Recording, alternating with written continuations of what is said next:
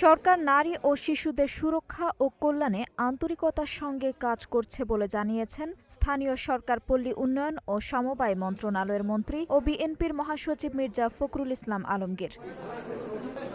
২৭ জুলাই ঠাকুরগাঁও ২৫০ শয্যা জেনারেল হাসপাতালের ম্যানেজিং কমিটির সঙ্গে মতবিনিময় সভা শেষে সাংবাদিকদের তিনি কথা বলেন। মির্জা ফখরুল বলেন, সমাজের পরিবর্তন শুধু সরকারের একার পক্ষে সম্ভব নয়। নারী ও শিশুদের নিরাপত্তা নিশ্চিত করতে এবং একটি সুস্থ সমাজ গড়তে প্রতিটি মানুষকে সচেতন ও দায়িত্বশীল নাগরিক হিসেবে ভূমিকা রাখতে হবে। ২০ কোটি মানুষের দেশে সবকিছু সরকারের উপর ছেড়ে দিলে কি সেটা সম্ভব হবে?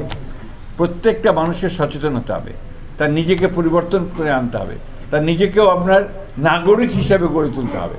আমি যদি নাগরিক না হই, সিটিজেন না হই, আমার দায়িত্ব পালন না করি, আমি ময়লাটা যেখানে সেখানে ফেললাম, আমি আপনার বর্জ্য ফেললাম, এটাও আমাদেরকে কিন্তু পরিবর্তন, মাইন্ডসেটের পরিবর্তন আনা দরকার, তাই না? ঠাকুরগাঁও জেনারেল হাসপাতালে সেবার মান উন্নয়নের বিষয়েও কথা বলেন তিনি। জানান, বর্তমানে ২৫০ শয্যার এ হাসপাতালকে ৬০০ শয্যায় উন্নীত করার উদ্যোগ নেওয়া হয়েছে। এ সংক্রান্ত চিঠি ইতোমধ্যে ইস্যু হয়েছে এবং শিগগিরই বাস্তবায়নের কাজ শুরু হবে।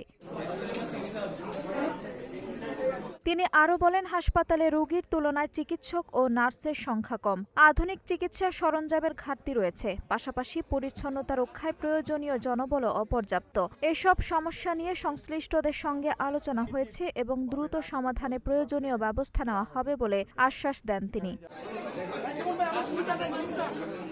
এ সময় জেলা প্রশাসক Mohammad Rafiqul Haque, police super Belal Hossain, civil surgeon doctor Anisur Rahman, জেলা বিএনপির সাধারণ সম্পাদক পয়গাম আলী সহ সংশ্লিষ্ট কর্মকর্তারা উপস্থিত ছিলেন।